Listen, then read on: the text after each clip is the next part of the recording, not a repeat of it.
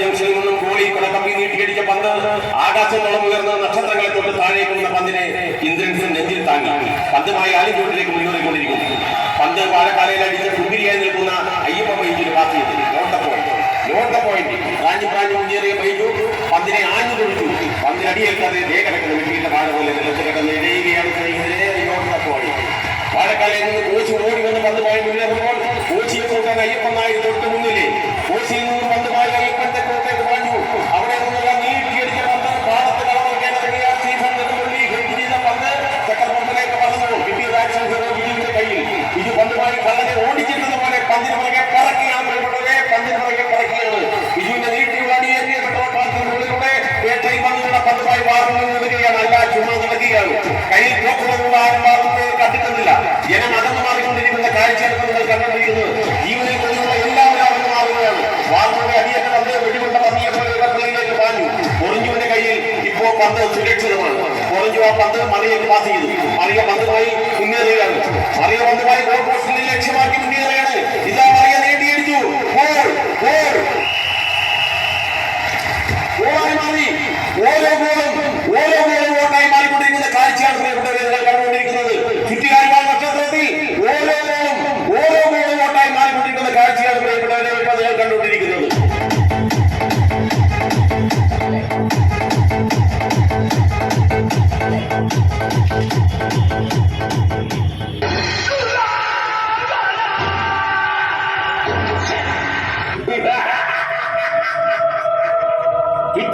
നക്ഷത്രമായി തിളങ്ങുന്ന ലോട്ട്, ഐതിഹ്യങ്ങളെ തള്ളുന്ന ലോട്ട്, ദേശീയതയായി നിറയുന്ന ലോട്ട്, മനുഷ്യ സ്നേഹം തിരിയുന്ന ലോട്ട്, ചുട്ടിക്കുന്ന ലോട്ട്, വർഗീയത്തെ ചെറുക്കുന്ന ലോട്ട്, മതേരത്തെ പുലരുന്ന ലോട്ട്, ചെറുപ്പിനെ ചെറുക്കുന്ന ലോട്ട്, കിരത്തുമ്പിൽ ചുട്ടിക്കുന്ന ലോട്ട്, വർഗീയത്തെ ചെറുക്കുന്ന ലോട്ട്, മതേരത്തെ പുലരുന്ന ലോട്ട്, ചെറുപ്പിനെ ചെറുക്കുന്ന ലോട്ട്, മാനവികത നിറയുന്ന ലോട്ട്, ചരിത്രത്തെ മായ്ക്കാത്ത ലോട്ട്, ഇരത്തുമ്പിൽ തുടിക്കുന്ന ലോട്ട്, ശാസ്ത്രത്തെ ഭരിക്കുന്ന ലോട്ട്,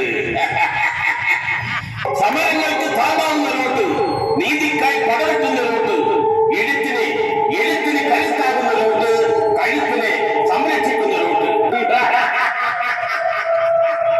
എന്റെ ഈ ലോട്ട്, നമ്മുടെ ഈ ലോട്ട്, വിജയത്തിൻ കൊടുമുടികളുടെ ഈ ലോട്ട്, ശലഭത്തിൽ ആയിരമായി പറക്കുന്ന ലോട്ട്, ചൈൽഡ് ടീച്ചറെ വിജയിപ്പിക്കുന്ന ലോട്ട്, വിജയിക്കുന്ന ലോട്ട്, വിജയിക്കുന്ന ലോട്ട്, ചൈൽഡ് ടീച്ചറെ വിജയിപ്പിക്കുന്ന ലോട്ട്.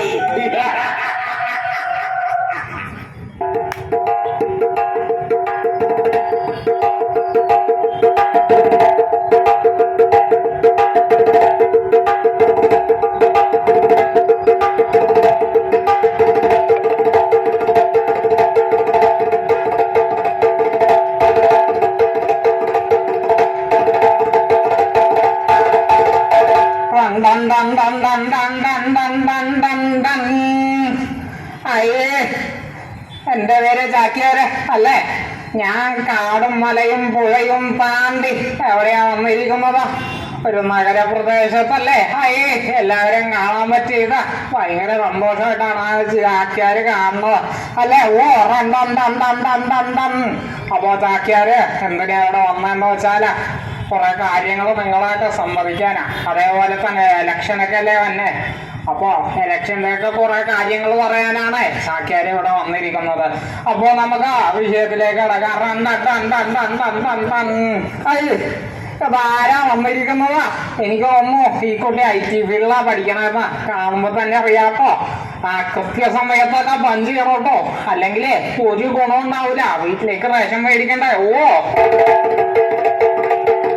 അതെ, ഞാൻ ഈ IT ഫീൽഡിനെ കുറിച്ച് പഠിച്ചപ്പോളാ ചാക്യാരും ഒരു കാര്യം മനസ്സിലാക്കി. ഇപ്പൊ ഒരു പുതിയൊരു ടെക്നോളജി ഇറങ്ങിയുണ്ടല്ലോ.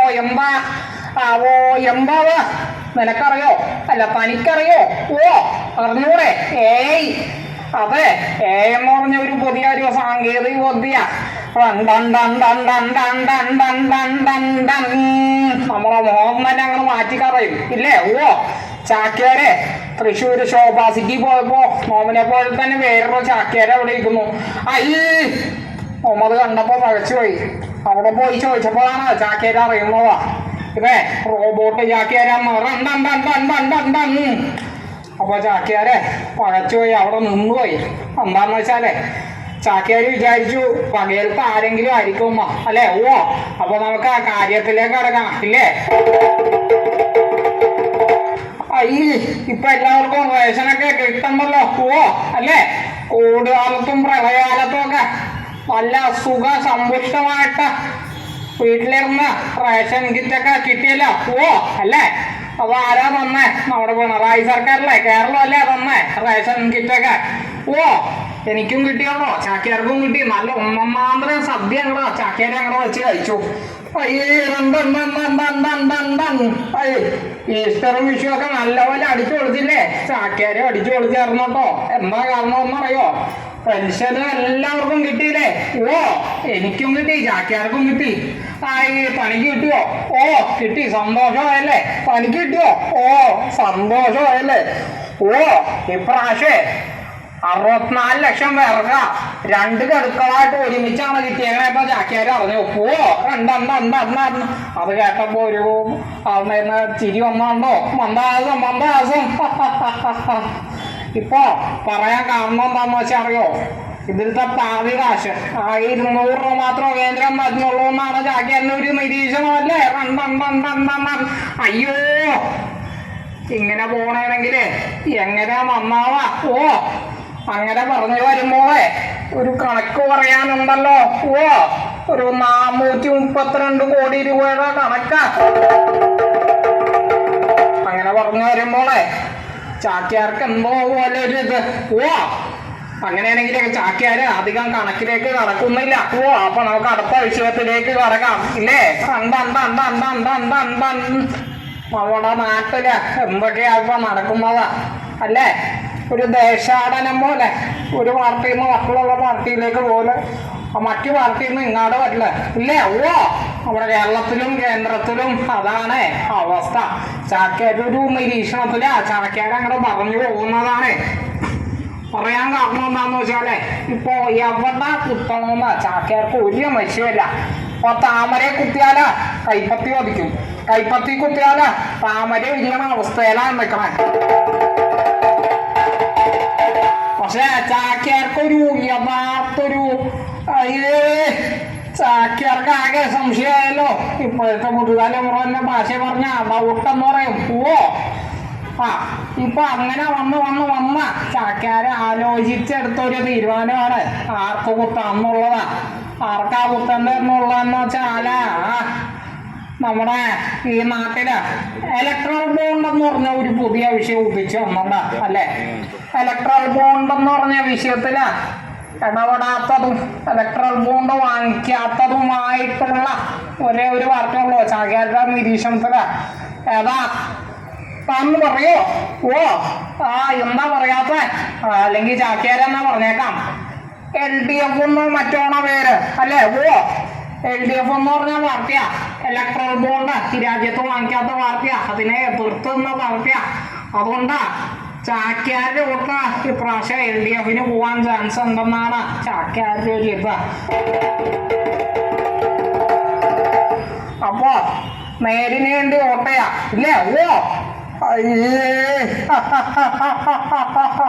ചാക്യാർക്ക് ഈ വിഷയമൊക്കെ പറഞ്ഞു വന്നപ്പോളെ ഭയങ്കര ഒരു മന്ദഹാസം ഉള്ളില് ഇല്ലേ. ഓ നിങ്ങൾക്ക് മന്ദഹാസം വന്നില്ലേ.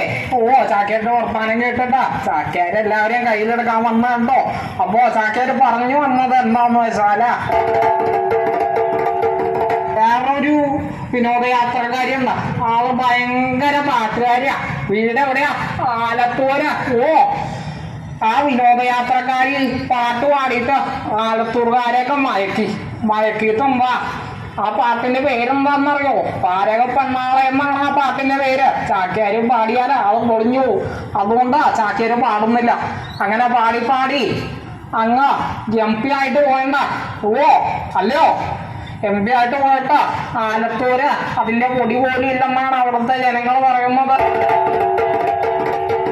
കാര്യം പറഞ്ഞു വന്നെന്താന്ന് വെച്ചാല് ഡീസലിനും പെട്രോളിനും എല്ലാത്തിനും ഒക്കെ വില കൂടിയപ്പോ ആരാ ന്യൂഡൽഹിയിൽ പോയിട്ട് പ്രതിഷേധിച്ചതാ?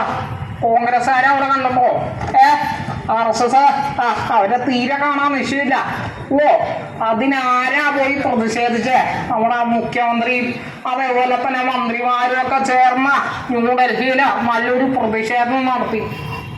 അവിടെ നല്ലൊരു ലോങ് മാർച്ചും നടത്തി. ഓ അപ്പൊ ആരാ നല്ലതാ? LDF സർക്കാരിന്റെ അപ്പൊ നമ്മൾ ആർക്കാ വോട്ട് കൊടുക്കേണ്ടതാ?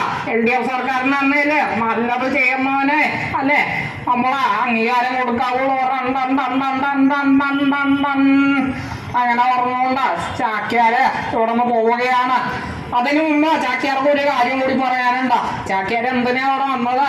ഓ നമ്മുടെ ഈ പാർലമെന്റ് മണ്ഡലത്തില് ആരാ ഇവിടുത്തെ LDFന്റെ സ്ഥാനാർത്ഥി?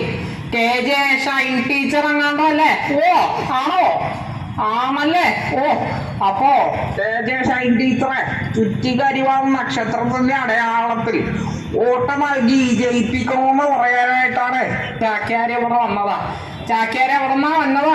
കാടും മലയും പുഴയും താണ്ടിയാണ് ചാക്യാര് വരുന്നത് അല്ലേ? അപ്പോ എല്ലാവരും LDFന് വോട്ട് ചെയ്ത അങ്ങ് പാർലമെന്റിൽ കൊണ്ട് എത്തിക്കണമെന്ന് പറഞ്ഞുകൊണ്ട് ചാക്യാര് ഇവിടെ നിന്ന് യാത്രയാവുന്നു. എല്ലാവർക്കും നന്ദി, നമസ്കാരം.